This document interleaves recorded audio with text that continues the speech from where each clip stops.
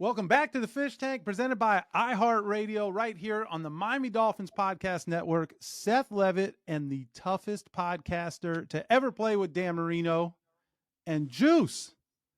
This is exciting here because in the storied history of the Miami Dolphins, there have been three first-round draft choices at a Penn State University, and I'm surrounded by two of them right here, right now. OJ McDuffie, you got to be fired up that Jared Odrick is in the tank. You know I am, Big Seth, because we are in this bitch. You know what I mean? That's how we roll, man. That's how we roll, man. I couldn't wait for this one, man. I know we talked about it a lot, man, and being able to get J.O. in, man, it's a big deal for me, as you know. Well, welcome to the tank, man. I know you got a lot going on, and we're going to talk about all of it, but we're really excited you're able to make some time. Yeah, absolutely. No, I appreciate that. Thank you for having me. Absolutely. So, look, we're a Dolphins podcast. We're going to talk Dolphins football. We can't get away from that. Juice is going to want to talk a little Penn State before all is said and done. But before we get into any of that, we have to just get right to the fact that you are right now driving in the Trans Am TA2 National Racing Series. I don't know how many people even know this, but you've been racing for a couple of years. I didn't realize it. Tell us how all of this came about. Yeah, it came about. There's two origin stories that I tell. One is of a lonely kid on a boardwalk in Wildwood, New Jersey, that just wants to drive the go-karts all night. The other one is during the World event back in 2021. A family friend was on his property, helping him put on a roof on his cabin. As it seemed like everybody was trying to find space, Right. And so we were helping him do that, and he invited me to a race. And he's an in shape dude. I thought he meant running, and I'm like, And he's like, no, come watch me race my car. And he showed me behind his barn this brown Miata, and I kind of laughed. I'm like, that's not a race car, right? And he goes, what do you mean it's not a race car? So he takes me there. He invites me over to High Plains Raceway in Colorado. And I just saw this world of amateur racing that didn't appear to me as amateur at all in the way that the people were approaching it. And so I didn't know people who weren't considered pro drivers got that serious about racing. And what I saw very clearly was competition. And it was a type of competition that I felt requested something more of me. A lot of guys, when they were done, or at least the handful of guys around me, entertained like MMA. And I'm like, man, I don't want to, I already proved I could hit people, Right. I've already proved that about myself. But what it seemed very quickly, it dawned on me that racing would ask a different type of competitor, for me to be a different type of competitor. And I was very intrigued by that. And I haven't stopped since I started. So I was shown that in the summer of 2021. I bought my first track car and never really did any track or practice days. Went straight to racing school and started racing the winter, spring of 2022. Yeah, and then by 2023, you can go on YouTube and watch the race, Juice. You're winning this, and I'm throwing these names out there because I wrote it down and wanted to sound cool. I had never heard of some of this stuff, but the Sports Car Club of America GT2 National Championship, you won the damn race. You're driving a Porsche. So here's big ass Jared Odrick, Juice, and he's crammed into this Porsche, and you're protecting a lead for some while there, and you win this race. And it was a very cool moment, aside from the fact that winning is winning, that's legit. But you were kind of overcome with emotion when they stepped up to you with the mic and wanted to talk to you about it. Talk about what that was like. I mean, it had to be quite a thrill to not have been doing that for that long and then to experience that. Yeah, but I think it's something that's been in my mind for, forever since I competed on all types of, sports teams, whether that's basketball, football, baseball. Those are all very much team-oriented sports. And after you play football for 17 years, or at least the way that I felt after a certain amount of time, I always wondered what it would be like to play a solo performance sport. Now, racing is very much a team sport. It's very much a team sport. But in terms of being in the position, whether that's quarterback or coach or what, it's kind of a combination of that. But being in the position to do to touch the ball, right? Whether to throw it or receive it, or be in this like battle against yourself, where you can call football a battle against yourself more in training than anything else, or just study. But there's no doubt that you have to go up against, 11 other men. And so yeah, it's been awesome. I was overcome with emotion because I think, football, so much of football, at least when I got into it, was given to me. Like people pushed me into it because I looked and had the size, right? Where I wanted to be a basketball or baseball player first, right? And I imagined myself as such when I was a kid. Then people are like, oh, you're going to play football. You're going to play football. And then when your size kind of gives you so much leverage into a position, into a mold, right? You're playing O-line or D-line. There's nowhere else that you're going to be on the field. Well, racing doesn't require you to be big. Like there was nothing, this body that helped me so much in football only really hurts me in racing. And so it felt like I made a choice. I made a decision. And there was this, I felt in an odd way, like I had accomplished something more than I had even accomplished in football. Wow. Because I accomplished it and I had to step towards it, Yeah.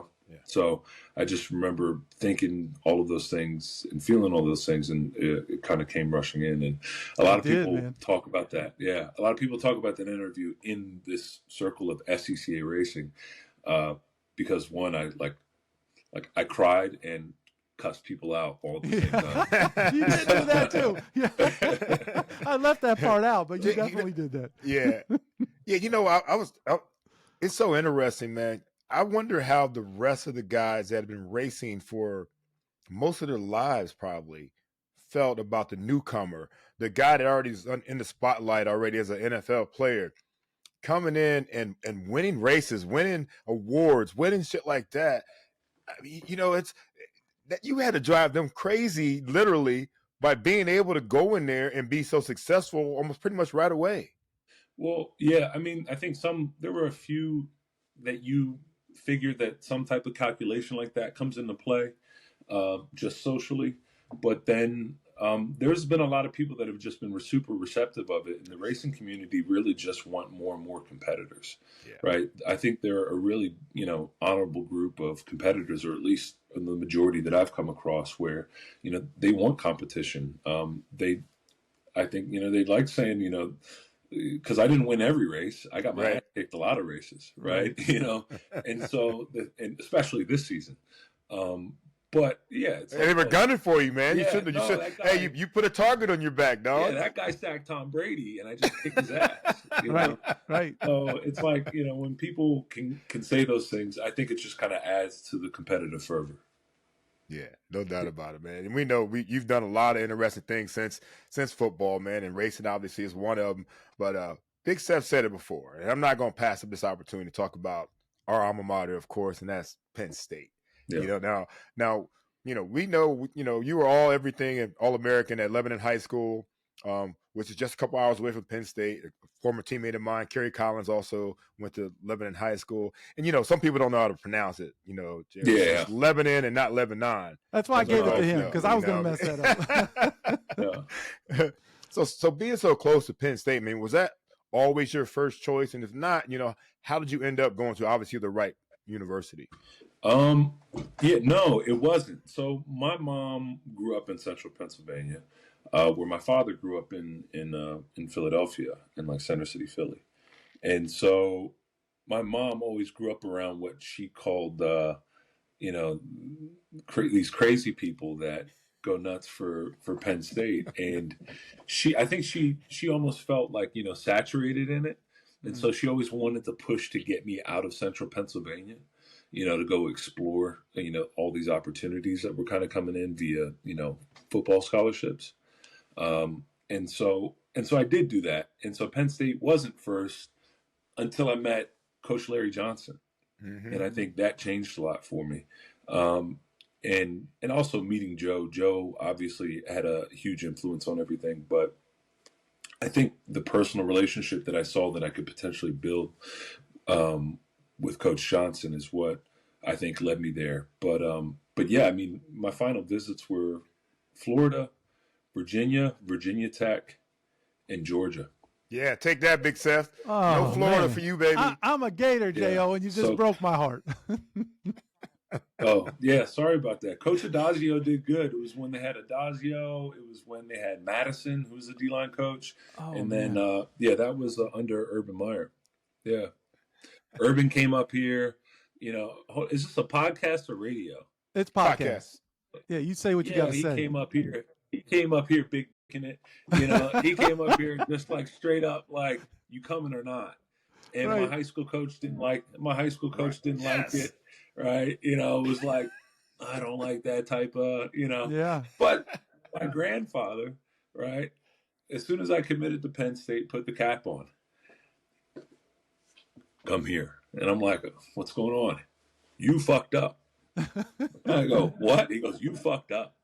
I said, how did I fuck up? He goes, you need to go to Florida. I said, why is that? He goes, oh, they're going to win.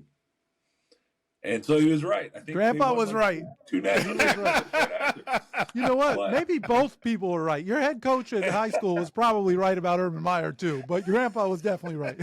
No, he was on to something. But I think what I found at Penn State, I felt like it was a very good opportunity to develop. And it's quasi-military when they're not asking you to wear the facial hair. So it feels like, there's more of an opportunity for a rite of passage almost. In hindsight, I think that's what I felt I was feeling is that at least there was language here of talking about developing men as opposed to where everywhere else, it was kind of like they were just showing me all the things I could get. Right. Yeah. Jay, I was going to ask you about that, man, because that is right about Joe running a tight ship. I mean, we didn't have our names on the back. Individuality was, kind of suppressed. We weren't allowed to wear extensive jewelry. When I was going to Joe's house after I was taking my earrings out, you know what I mean? No chin whiskers, as he used to call it. Oh, yeah. You know what I mean? I mean, were you all about that at that point, or did you have to curtail that until you got to be older like me, wearing jewelry and things like that? Well, I welcomed it when I was young because it felt like I had to change myself to become something new, right? Like I had to change myself to fit their standard. And I was looking for a standard. Now, it's taken me quite a few years to realize that probably has a lot to do with me and my relationship with my father, where he wasn't around very much. And I was looking for a standard. I was looking for something to hold myself to, like a higher standard. And I think Penn State presented that for years. Now, my big thing is and why I think this is what a lot of guys have, or at least you can maybe help me out with this, when they're done, when they see the program change, when the reason they went there was for things staying the same, well, then you kind of start to sound like a curmudgeon, right? And I realized 5 years ago that I was a 31-year-old curmudgeon when it came to Penn State in football. Because like now, you can't say the same things that you just said, Juice, right? Because I talk and I read and I study a lot about mediums and how they affect us socially. And what is the purpose of having no names on the back of your jerseys and still using it as a marketing tool? Black shoes, no names, all that. Yeah. No names, all game. All game, yeah. Right? What's the use of that if you're tagging every single player in an Instagram post, right?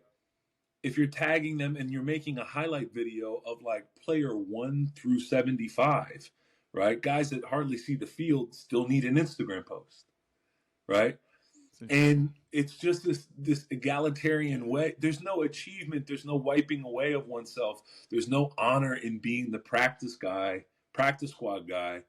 Like it takes it away. I just think it takes away from the nature of Penn State. And I hope it swings back into that and that they lead in a new way of not having like Instagram highlight videos every 5 seconds, that it becomes some stoic private thing But I know that becomes difficult with the type of controversy that they've had, where they had to change into this, a different thing. But yeah, I have a lot of thoughts on that. I just kind of stay away because I have so many about them.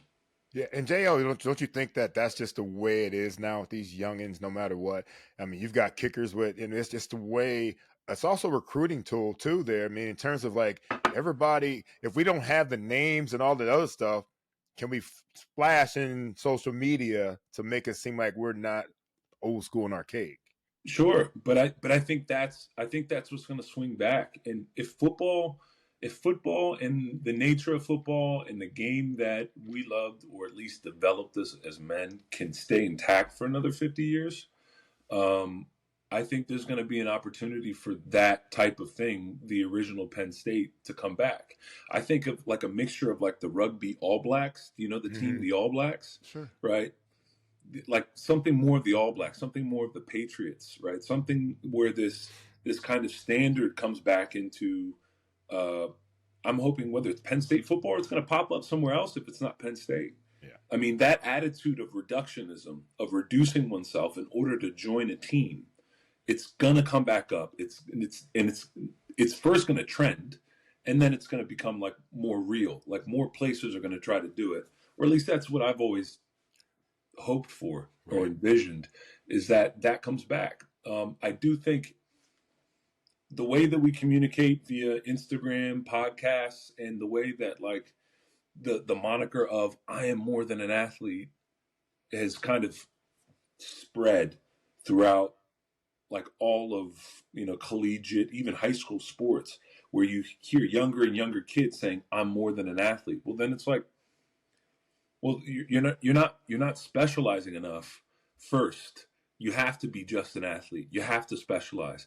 You have to like kind of cut yourself off socially and be socially ignorant to be a very, very hyper specialized professional, right? That's why you're a professional football player. But anyways, I could go off for days about the concept of Penn State changing from, this kind of reduced militaristic, quasi-militaristic, like development of men, and then when you leave here, grow your beard, do whatever you want, but you went through this period or this stage of development, or incubation, if you will. And the older I've gotten, I've really, really appreciated Joe and the program that I was a part of. Absolutely. Yeah. I love that. And you definitely were not a kicker with an IG account or the practice squad guy, Jo. You were no. You were not that. You were all Big Ten a couple times at Penn State. You were an All-American as a senior. So here comes the National Football League in 2010. The draft rolls around. Your goal is actualized. I heard a couple different interviews where you talked about, hey, I went to class. I basically did what I had to do to achieve what my goal was. And my goal at that time in life was to be a player in the National Football League. And the Miami Dolphins helped you realize that. They make you the first round draft choice.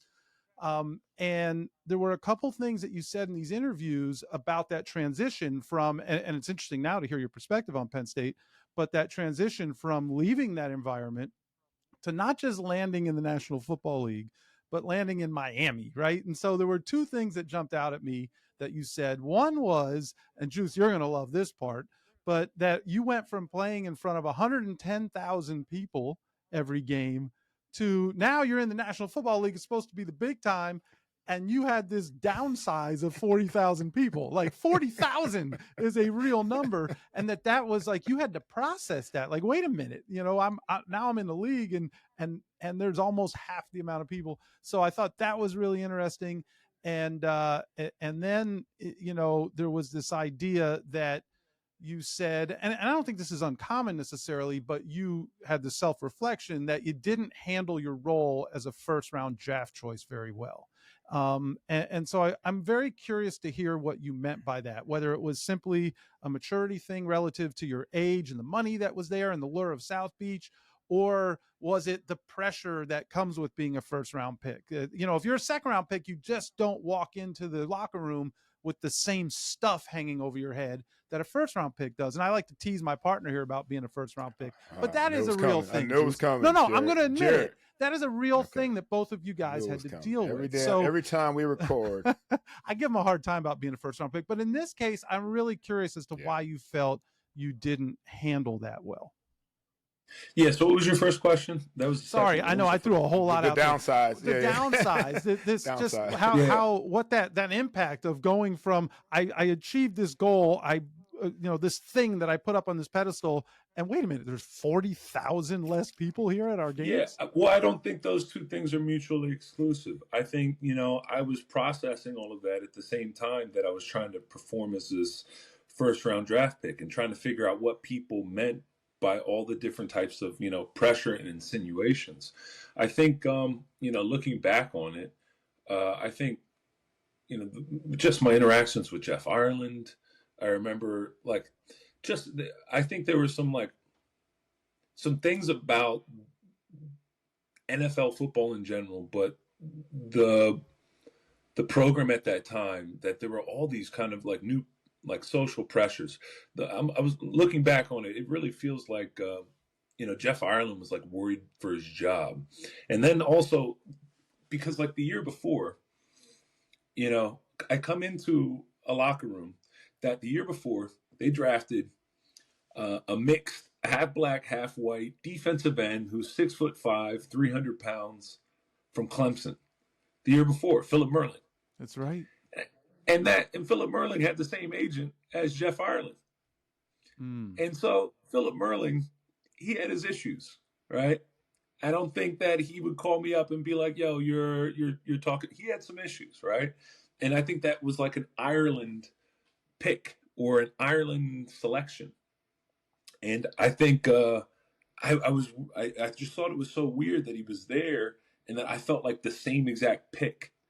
I felt like I was the same mold almost in terms of body size, social background, all this stuff. And I was so I also think they either meant to trade the pick. I felt I didn't feel wanted, right? And even so as a first round pick. Correct. Yeah, I didn't feel wanted. I don't think they drafted me properly. So a lot of the first round stuff that you and I get, as I got older, I legitimized some of it instead of fighting it. Where I was yeah, there's some things that didn't make sense, and I think I felt that early on. One was that. Two, learning the two gap when I never two gapped at Penn State. Was a big thing for me because I was used to getting off the ball and into an offensive lineman where I don't have to react to them as much. Where if your first step is going to be lateral as a two-gapper, right, I'm reacting a lot more off of Jake Long in front of me at practice than he has to react off of me. And that was a totally different scheme inside my head. If I wasn't moving within the defense, then I had to kind of play this flat-footed position as opposed to kind of pointed on my nose.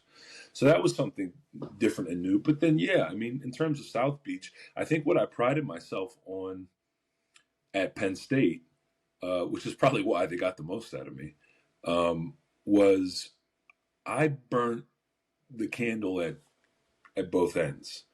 I was going out a lot. I was still going all of my classes. I was very social.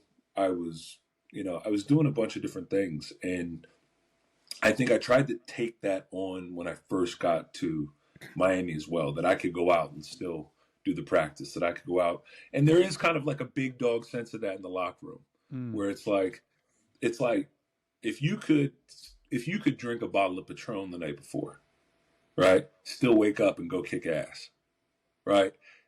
You're kind of that dude. You walk in and you can do that. And I know that I did that probably one too many times at Penn State, where I still did all my 300s, right? Did you guys have to do 300s? Yeah. 300 yards. The shuttles?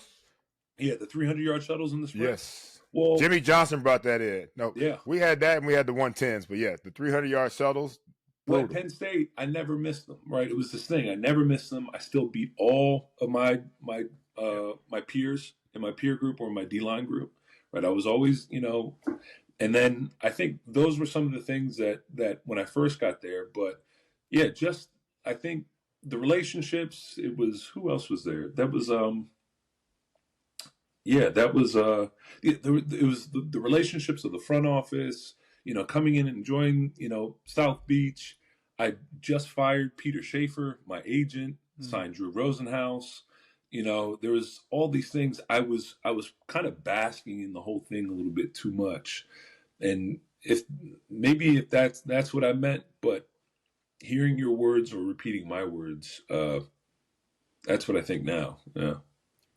JR, Seth and I both agree with this, that we don't really give a damn what anybody does all week long as they come up and do their job like you did, on Sunday. Yeah. You know what I mean? Yeah. And you can burn on both ends as long as you're not, coming up short with our teammates. And real quick, I'm going to go back to the whole thing about, we talk about this a lot of times with quarterbacks that get drafted and they go into a system that they didn't do or what they didn't run in college, and they expect them to be the same guy. You were willing and able to adapt to, playing a two gap like they wanted you to do, instead of them using you like they fucking drafted you from, at Penn State. Yeah. It's frustrating sometimes, right? Yeah, and I was very frustrated because it was like I called up Coach Johnson at Penn State and I said, "Has a first round pick ever been traded before the beginning of the season?" And he starts just laughing and he's like, "No, that's not happening." And I'm like, it kind of makes sense. Like, Coach, if you were here at practice, you'd see like, hey, look, I'm not doing this very well and I don't like it. Like I was confused by what I had put on tape, by what I had put on tape at Penn State and like what I did well. I'm like, and then it's like, okay, you thought it would transfer well. Then the other thing was too, is that, this was my doing, where me and my agent really wanted to make sure that we did interview as both a 3-4 DN and a 4-3 D tackle, right? Because that might raise my draft stock, right? And so that was the thing, is that like, I welcome the idea of two gapping, but it did take me a few years to kind of change my mind. I think my second year was obviously way better because I didn't play the rest of my first year after I got hurt. But I came back my second year with a way better understanding of how to approach the year. And I think that became one of my values as I learned it from Randy Starks, Paul Soliai, and those guys, and watched them two gap and watch them, cheat the system a little bit, of what their rules were, where they could bend the rules of a two gapping system. And it was like, oh, okay.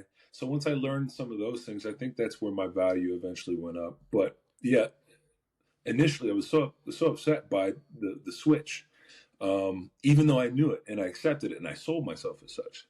But then I think it took me a few years to really learn the craft from those guys, and then for the Jaguars to find value in it, for me to go do it again. Yeah, talk about that room, man. What a cast of characters you have right there. You mentioned a couple of guys, Starks and Soliai and Kendall Langford, of course, another Penn Stater, and Cam Wake, and I think JT joined that room a year later or so, man. As a young guy, I mean, that had to be a lot of fun. Was it intimidating? I mean, was it beneficial to be in front of all these veteran guys? And and more importantly, what was the best part about being around all these guys? Yeah, I mean, I'm trying to think of what was most intimidating.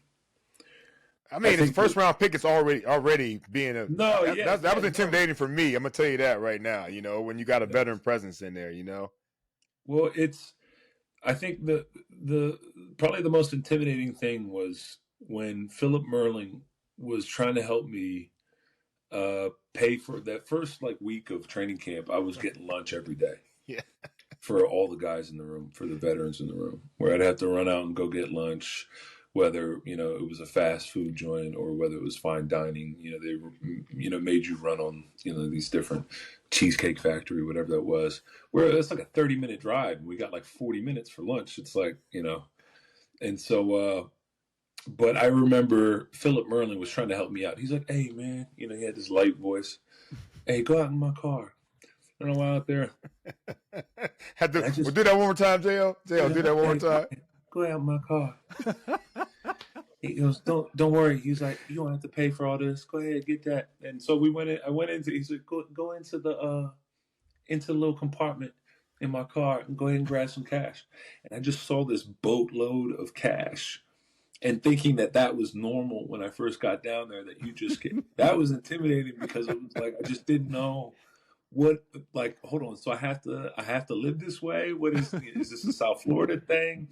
I didn't know what it was, but no, I mean, I think it was intimidating to see, I think impressive to see, the skill that they had built. And it was everybody's reaction time. And I saw that they had a way faster reaction time to diagnosing the play and what they should do with their bodies. Because, they had learned the system that you're only going to do like one of four things against this type of offense. And then if it's this formation, well, then I'm either getting a double team or I'm still dropping a knee. So it was, that it was quick. They diagnosed the play quick. And Randy Starks was the leader of that, because I think he, both on and off the field, was very sure of himself as a player, learned the system, and he did really well. And just having Cam Wake in the room, and just his story from Penn State to, Canadian football and back, and then what he was able to learn and then kind of synthesize, or how he was able to play so fast. So there was a lot of impressive dudes in there. There was a lot of impressive dudes, and we did have a good time. Paul Solei was definitely a good time. And all right, wait, hold up. We gotta talk about some barbecues then. If you're gonna go with Paul, we gotta get some barbecue talk in, bro, or cookouts, or whatever the hell was going on at Paul's house. Have you had any kava over there? No. But we heard about the kava. Yeah. So Devon Best really told us about it. Yes, right. That's right. So it's more the kava. I would go over there for the kava. But no, does he still have that like tropical paradise house? He moved to Utah. Okay. See, he's like me. He wants to wear a collar and be cold half the year. He definitely does. And be cold half the year, living around either the Mormons or the Amish. Right. Right. They keep us in line. I'm sensing a theme for sure. That's hilarious. They keep us in line. That's too good. Okay. You look at that roster too, man. There were some characters, some players all throughout that locker room during your tenure here at Miami, but at the same time, though, the team wasn't doing very well. Didn't experience any good results. I think we were like 36-44 record in the 5 seasons. You had 2 coaching changes. You had Todd Bowles, who replaced Tony Sperano. And, of course, Joe Philbin steps in for a season. And on a personal level, like you talked about, I don't think they maximize your abilities out there.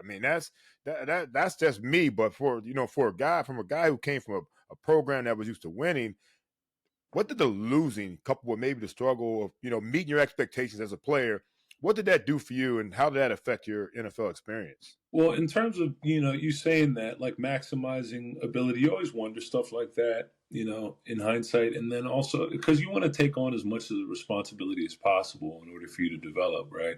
But you don't want to ever sound like the guy that's like, man, coach didn't use me right. Yeah. But I guess I did get some credibility, or at least that's what I felt. My last year, when I was still entertaining playing in 8th year, I got an offer from the Patriots. I went up there, visited, had a meeting with Belichick, did the whole thing. And just Belichick talking about me as a player, where I know he doesn't really compliment people very freely. And, where it was like he was complimenting me as a player and saw how I would fit directly into their defense. And I was like, man, that's a compliment in itself. And so, that kind of gave me a little bit of a boost of a morale, like at the end of my career, trying to think, do I have anything to offer? But in terms of, kind of going from a program where you're having 110,000 screaming people and you're winning 95% of your games, to a totally different situation, it kind of matched how I played high school football, honestly. In Pennsylvania's got a strong high school football culture, but our school didn't necessarily do that. And I'm not sure whether it was because our school's like 60% Hispanic, and Hispanics don't play football at the same rate that I guess either quote unquote white or black populations do within Pennsylvania and other places. But it didn't have like the same like kind of culture in like at our school. Yeah, I think basketball was more popular, and a few other things. Our bowling team was the most successful. Well, But Hey, You yeah, got I like Juice's that. I attention like with that bowling. now. Hey, there we bowling, go. let's go. Let's roll 'em. But yeah, it was different. It definitely was a change. And when you have less people, uh, you know, I think it also felt a little bit more gimmicky, because there was that like what was it, like the aqua carpet, Oh, there's an right? orange Orange carpet. carpet. Yeah, Orange that's carpet. Celebrity, right. God, Yeah. you were the part of the orange celebrity carpet. ownership, Yeah. where I was like, man, like we don't have to like convince people to show up at Penn State, like. Right. And Were so you at Tim that, Tebow Day too? Were you there for the Tim Tebow game? yeah, and he didn't even play for the team. Oh, Yeah, He played. the He Gator didn't play Day, for our yeah. team, right? He played for yeah, Denver. but That's what I'm right. saying. Right, It was right, just- right, right. Exactly right. It was like Exactly. Florida we're Gator like, Day, Juice. It wasn't Tebow Day. It was Tim Yeah. Tebow Day. We know what it was. By the end of damn the it. day, it That's was. exactly- Yeah. Thank you for that. Yeah, I even forgot about that. But yeah, no, I think it was difficult. But then, when you go from something like Joe and this like long story tradition where you really don't have room to argue, and to something like this where now you're getting paid, now you're in a situation where you do see like gimmicks like that to try to get more people in the stadium. And then you start to see, like you start to gain a little bit more authority when you have a 5-year deal, but you just saw a coach leave, and then this coach leaves, and this coach comes in. It's kind of like, well, I'm a part of the house. My contract's not going anywhere. I'm seeing this revolving door of stuff. So yeah, it was it was quite a shock and a change. And I think I think it can be easily disheartening for players when they make that shift or transition. And my first meeting with the Dolphins or my D line was in a trailer outside. When you go from the Penn State Lash football facility to meeting in a trailer, in the parking lot, and then having lunch in a tent, a pop-up tent, it's like, what's going on? So I think it was. They've difficult. addressed that. They definitely No, they addressed definitely that. have. Their Like, it's a no, whole their new new place facility is now. crazy. Yeah, absolutely. Their facility is Absolutely. unbelievable. Yeah. It is. So there's another element of your experience as well, probably not just a professional football player, but I that I wanted to ask you about. The consistent theme that we hear on this show all of the time, and it's how much, guys, when we talk about now in retirement, is what do you miss most? It's the locker room. Almost to a man, guys talk about missing the locker room. Juice would say the same thing, but I watched a lot of things when I knew we were going to have you on the show here, and you had this opportunity to speak in front of a class at Penn State, and they have all these different elements of that conversation on YouTube, and you gave an answer that was very well thought out. I think anybody who's hearing you for the first time can tell that you're obviously incredibly bright guy and a deep thinker, but you gave this answer, and the professor said, "When did you become a thinker?" And you kind of looked at him, and you were like, I was always this way, but these conversations are not facilitated by the locker room. And that hit me. That hit me pretty heavily. And so I just wonder if, did you always feel when you were in a locker room, obviously you belonged in a locker room, you kicked ass everywhere you were a first round draft pick for a reason, but did you always feel that you looked at the world through maybe a different lens than many of your peers did? Or was there a time where you were like, well, maybe I need to just squash that and kind of just be like, let me assimilate into what the behavior is supposed to look like here in the locker room? Yeah. Well, I forgot about that interaction with Penn State, the sociology class. And I do think, I think that's why I retired or why I moved on. Like I never, made like a retirement speech or an announcement or anything like that. But, it's just kind of like you just move on. And I think I wanted to move on. I think what I started realizing towards the end of my career was that I couldn't keep and I would try to seek out those conversations that I wanted. My last 2 years with the Jags, like whenever I was up north, I was going to the Comedy Cellar uh, up in the city in Manhattan, and I was always trying to connect with people that were speaking uh, about larger social topics or whatever it was in a more eloquent way than I saw my peers in the locker room talking about things, or in a comedic way. Um, and I think I was always seeking out a different type of social engagement. And I saw that there were clear limitations, like within a football locker room, because, you don't want to get away from the goal, right? You don't want to get away from the main thing. You don't want to get away from that. And especially when you're in a collective group like that, it makes sense that there's kind of a limitation put on either subjects or points of view, especially if we're all supposed to be oriented in the same direction and the same goal week to week. And so I can, of course, there were locker room conversations that would expand into all types of stuff. But yeah, I think there were more insular and insulated types of thoughts or expressions, and I didn't know what that meant. And I think eventually, when I feel like I re-educated myself 5 years after for a solid 5 years after football, I think it was it was the visual arts that I needed to approach, which was honestly reading and writing more, and having my reading and writing attached to my interests, not like from school.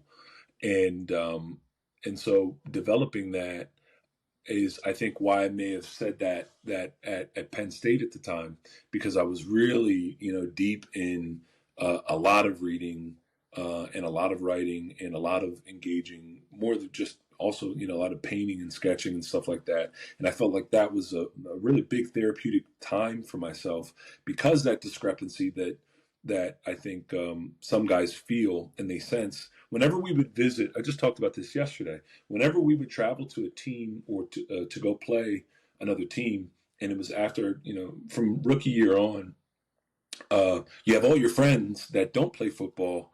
They're out in the world trying to make it in what everybody calls the real world, as if I don't live in it, right? As if my world isn't real. And I even took that on myself. Whenever we would go visit, I would always kind of go off by myself and watch the real world, right? And just kind of like sit there and be like, half these people are going to be watching what we're doing tomorrow, Right.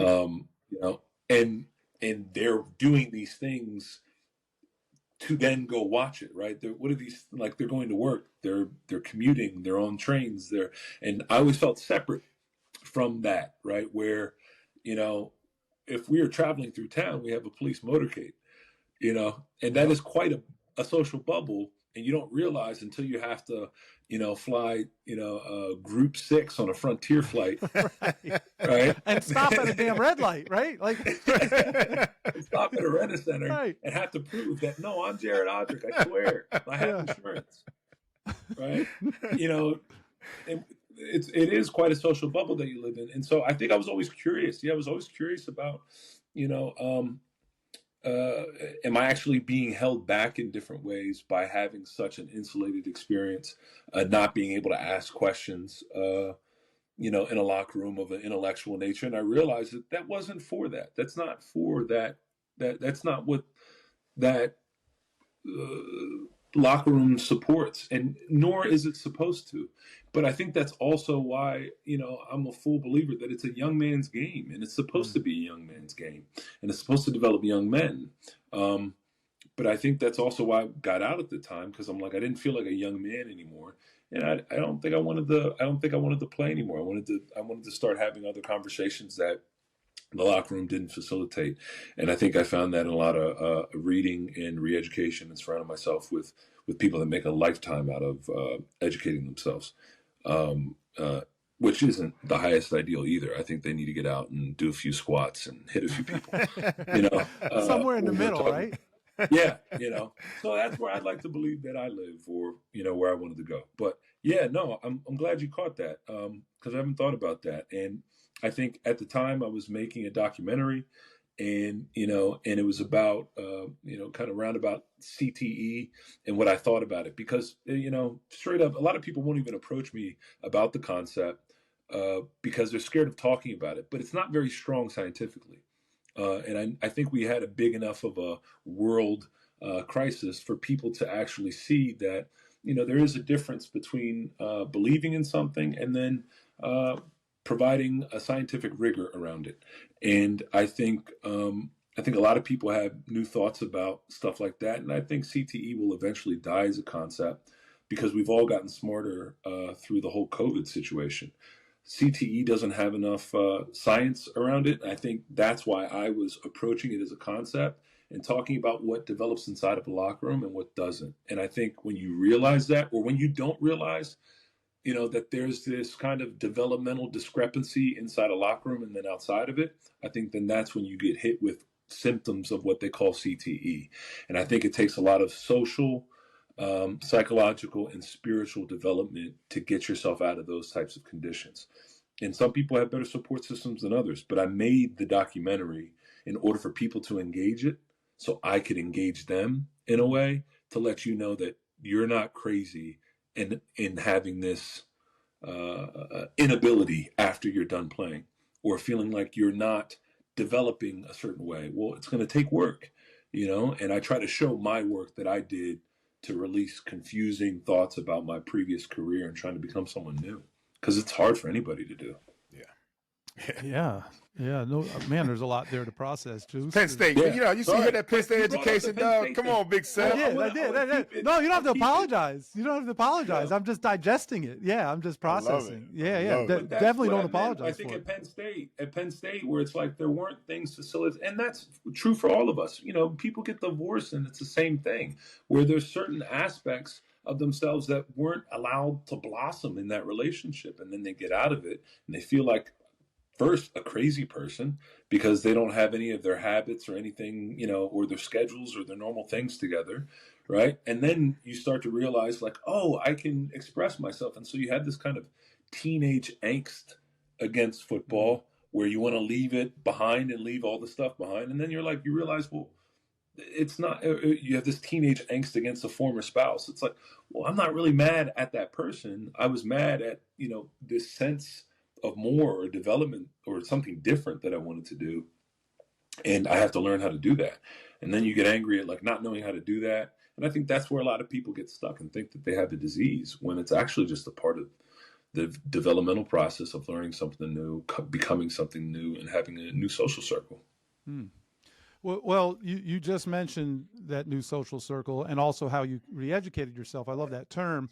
And pouring into the visual arts. And so I have a couple of questions for you about that. But before I get into that, I got to say this, Juice. I don't know if you're following J.O. on Instagram. I've noticed a couple years ago, like, I need to know pull the curtain back for me on your IG account. Like, do you have a cinematographer follow you? Like the photography, even you take a picture of your coffee and the lighting seems like you've got a crew of 10 people that have set up the lighting. And then I don't know if you're doing the editing, who's working with you on it, but I feel like I'm watching an art house film every time you post on friggin' Instagram. Help like pull the curtain back for me a little bit. Yeah, well, this Max Bear guy, he's a different dude, and I try to get him to post stuff that the football world could appreciate, but I just don't know if Max is up for it. Right. Well, the Max Bear question, we're going to address that as well, right? That's in our 2-minute drill, but it's I don't know. You just try to be. You don't want Instagram to be your only artistic output, but you want to be selective with what you put out there. But then also, Max Bear itself, I think, always represented something else. I think he represents something else. I think he represented the kind of aesthetic world that existed outside of football. So I think, it's I think what Max Bear ends up talking about, especially during the World event, I think there were a lot more things inclined towards talking about things he disagreed with that seemed to be public consensus. And I think a lot of people use pseudonyms to be able to express something different than what's been attached to their character. When you look up Jared Odrick on the internet, you find a lot of football stuff, right? But Max Bear kind of puts off something a little bit different than, a bunch of group shots of it puts up a perspective, right? It's a perspective as opposed to my life, my day in the life as Jared Odrick, retired NFL football player, number 98 and number 1 in your heart. You know, and so, yeah, I mean, right now with the racing stuff, yeah, there's tons of people trying to find work at the track, and you find some talented dudes that want to make, racing videos. It's pretty cool what they can do with the camera. But then, but yeah, Max Baer, the name, actually came from football. It came from Coach Duffner, if you remember him, the linebacker coach. For sure. Duff. Yeah. But why Max Baer? Okay, so we get the whole new coaching staff coming into Miami, right? When Joe Philbin gets hired, we're all away. We hear this hire, and we're like, who? Right? It's like, who is this guy? And so we're all, attached to Twitter at the time. I'm not on Twitter anymore. Can't do it. But when I was playing, I was, still very much on Twitter. And when the Joe Philbin hire happened, and then you started seeing the other coaching selections coming in, it was the off season. I'm like, all right, well, let me go, stick my nose into the building and, in the off season and snoop around and, let my face be shown. Cause you want to build a rapport with the new group coming in. And so, you want to show them that you're there for workouts and, and you're a guy they can count on. And so, I was there, and I went around the corner, and I'm not sure. Yeah, that building's probably not the same anymore. I went around the building, or around the corner inside the building in Davie, and I bumped into this character who I'd never seen before, and it was an older man. He goes, "Hey," and I go, "Hey, what's up?" And he goes, "What's your name?" I said, "My name's Jared. What's your number?" And I said, "Number 98." He goes, "I'm going to watch you." Right, and he walks away. And I'm like, "What's your name?" I'm like, "What's your name?" He turns around and he goes, "Coach Duff." Right? I love it. Oh God, I love it. So I'm like, "Who the hell is this guy?" So I go do my workout. I leave. The next week, I come back in, same corner, same spot, same time. Boom, run into the same guy. Right? And he goes, "Hey," I'm like, "Hey." And he goes, "I got it." And I'm like, "What do you got?" And he goes, "Your new name." And I'm like, "I get a new name now?" And he goes, "Max Baer." And I'm like, I said, "Okay, I dig it." He goes, "You know who he is?" And I said, yeah, he was the boxer, right? He's like, "Yeah, one of the hardest punchers there ever was." I said, "Yeah." He goes, "And you play like that." And I'm like, "Oh." I said, "Cool." He's like, yeah, you can slug it out." And I'm like, "Oh, cool. And he's like, "All right, Maxie, see you at practice." And so then that whole first season, he's yelling, "All right, Max," whenever I make a play at practice. "All right, Maxie." And Koamisi and all the other linebackers would come over, and they'd be like, "What the hell's wrong with him? When are you going to tell this guy your name?" And I'm like, I said, "Don't worry about it. We have an agreement. We got a thing going here. We got a thing." And so then, because I was being called that so much, I kind of just switched it to Max Baer. I love it. That is so good. Oh man, that's too good. Yeah. That's good. Joe, with so many, this Seth, how interesting is this? We knew it though, right? How interesting is everything, man? I couldn't wait. So good, man.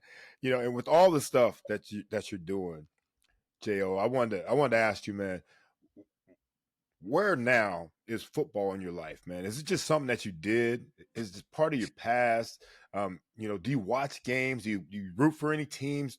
Tell me where it's at, man. Do you keep in touch with any of the guys we talked about earlier? Where's football at for you right now? Yeah, I just went to a wedding in New York of my teammate from Penn State, Jack Crawford. He played 9 years in the league, D lineman, Cowboys, Raiders, Titans, Falcons. And he ended up playing with my Dolphins teammate, Derek Shelby, in Atlanta. And so Shelby was at the wedding. Oh, nice. And I haven't seen him in a while. So cool, yeah. And, we haven't spoken, in a few years. And so was good to see them, and it was always good to see, you know, like football guys and football bodies, especially with like my girlfriend now. You know, she'd never seen me play football, right, or was ever around me. You know, we met just over a year ago, and so then kind of having these old relationships come back, and you know, these familiarities that she doesn't recognize, was pretty cool. And you know, it's like if the internet didn't say it, like I don't know if she'd think I was a football player, right?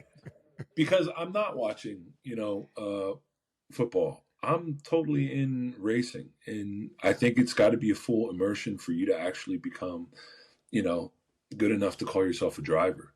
You know, because you can join racing and do it, and like you can have fun doing it. But I'm at the point where it is fun when I'm achieving. So, and that's only fun when you only achieve when you're really in it and you're committed to it, both in, you know, physicality, mind, and spirit. And it's become a really good tool for me to like drop weight too, you know, because being bigger just doesn't help. Even if it is semi-fit, you know, even if I am fit, I'm more fit than I was, at least body fat percentage, than when I was playing. You know, but it's become this medium to also help me become this different guy that doesn't have, you know, some linemen have weight problems, or some running backs, some specialty positions have weight problems because they built these patterns of either eating or compensating after practice or after a game or whatever it is, whether that's eating, drinking, or any types of habits. And if they can't change them, so it's like it becomes, you know, negative what was once positive for you. Within the game or context of football, or keeping weight. And so, so yeah, racing has really, you know, kind of introduced some things that I think is going to make me a healthy, you know, gentleman driver or older man. And so I guess I'm kind of looking forward to that, because racing also possesses a bunch of older men in it, especially at the amateur level, where, you know, they've sold a few businesses, you know, they've divorced a few wives, and they have some wisdom for you to let you, you know, how they got to the point where they can still race, both just competitively, but physically. You got 65-year-old drivers, 70-year-old drivers, wow, and they're still wheeling it. And it's like, man, like I want to be like you. And when I'm within football, I think, I just don't see that same type of guy. I mean, there's tons of coaches that I respect, right? There's older men that I respect, but professionally, it's just there's so many positions professionally that, you know, it wipes away what football is as a sport and social training tool and a discipline, and it's business, and it's a type of business that I really don't want to be in or watch anymore, because I can't ignore the business when I see the business happening, you know, and blended with the sport. You know, I respect the sport. I like watching high school kids play, but even collegiately, it kind of feels like, you know, it's becoming more pro ball than it is about, you know, us all being involved, even as spectators, in watching men develop. Juice. Man, I'm telling you what, man, I see it.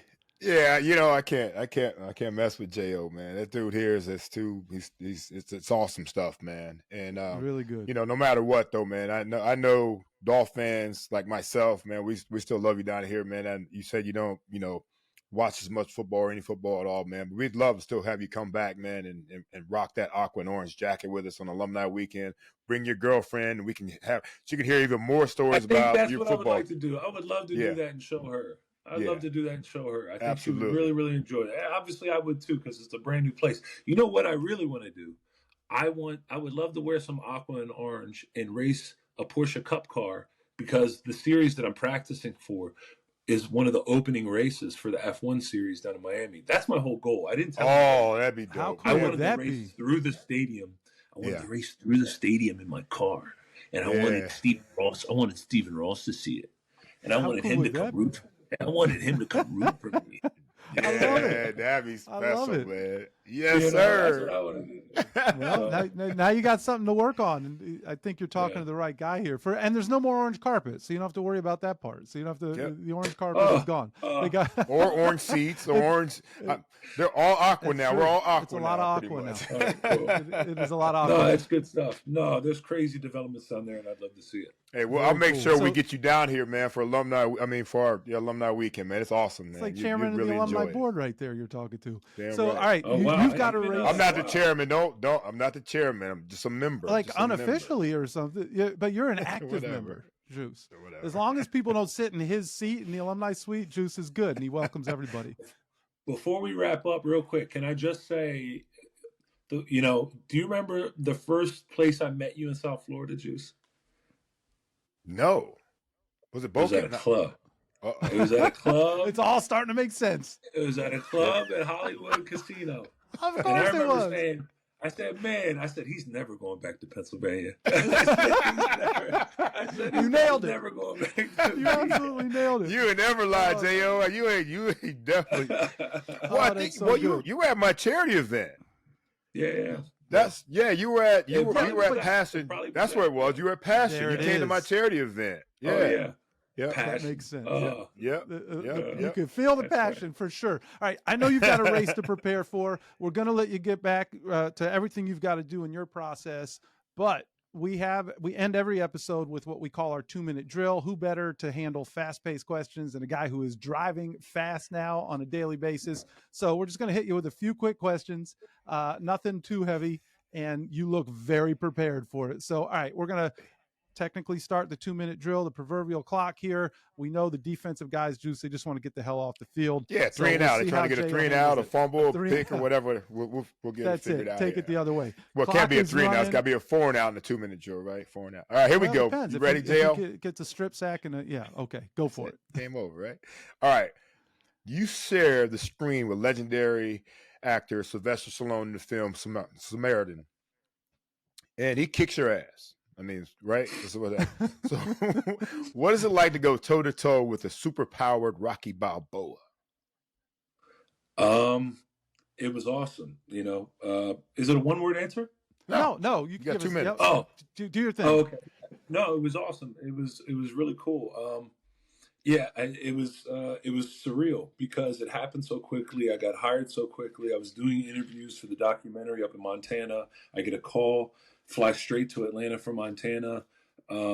And the first thing I do is I'm driving a car in a scene where I'm stalking Sylvester Stallone. Well, halfway through they yell cut, and they're like, why is he driving the car that's supposed to be a stunt driver? So insurance wise, I wasn't even supposed to be driving the car. It was supposed to be a stunt I'm a guy's driver, job. damn it. Yeah, but it's like, you can't hold me back, but yeah, so that's one. But then having the scene where he kills me, it was so funny because he did something that you only imagine Sylvester Stallone does, which was, we're doing like our 10th take, and he goes, hold on, cut. He moves a little bit slower now, right? But you wouldn't know that. You wouldn't know that at all. But he yells cut, and what he's doing is hammering a grenade into my chest, right? And then he flicks it off and it explodes. Well, the thing was, he yells cut on the 10th take, and he's like, I got an idea, right? And he says to the director, he goes, how about when I jam it in his chest, I flick it and I leave, but then I turn around and I say, have a blast. And they're like, great slide, let's roll with it. Well, yeah, we love it. And so he does it, and he makes the film. So it was surreal that I'm here pinned up against the wall, and he has one of his, Stallone moments, and it was beautiful. That is great that you got That to is see too that. good. That is so That cool. is too All right, we're going to keep it moving. I don't even know. I'm a little scared to go here, but I was texting with Olivier Vernon last night. I said, hey, we got, Jared's coming on the show. He goes, ask him about the red cups. I don't know what that means, but I'm going for it. Ask him about the red cups. Oh, maybe it was the time I got I got caught bringing beer into the practice facility. That's a That good sounds about right. possibility. It might be that where I brought in beer to the practice facility because we were finishing camp Yeah. and I wanted to celebrate. And I think that's the kind of guy I was. I was not an unofficial captain of sorts, but that's kind of how I was at Penn State, where I was the guy that kind of towed the line for everyone. Yeah. And so it was like I brought beer in because I knew it would piss Philbin off, right? But at the same time, like I knew we deserved it, right? And so I brought it in and I bought beers. It might have been and then we tried hiding the red cups. I think that's what I hope. Yeah, if you had red cups, you weren't hiding it, J.O. I just want you to know that. Like, that's kind of a dead ring. That's a giveaway. I brought in a keg. Yeah, I brought in a keg. And so then, like, we start drinking it, and then they're like, and so then Coach Casey Rogers comes in. He's like, not a good idea, big dog.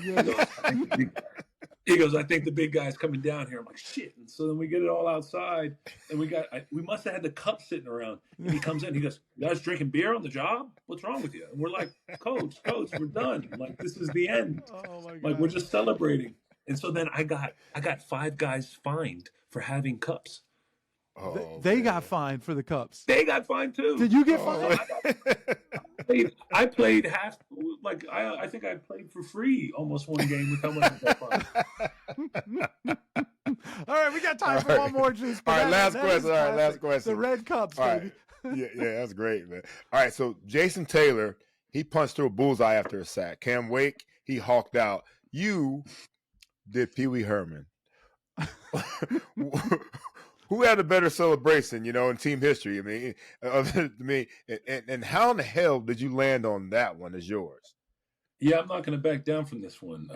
I think it's the greatest that ever happened inside that stadium. Especially because then everybody else became involved. They would play the tequila song, and then other people would do it, right? Right. And so, yeah, I'm sure there's other people in the stadium punching out bullseyes, but and JT knows it, okay? JT knows it, okay? That's square, right? That's L7 weenie, right? You gotta move the hips, right? That's what the people in Miami want to see. Now up here with the Amish, I don't do that anymore, right? That life is behind me. It's behind me.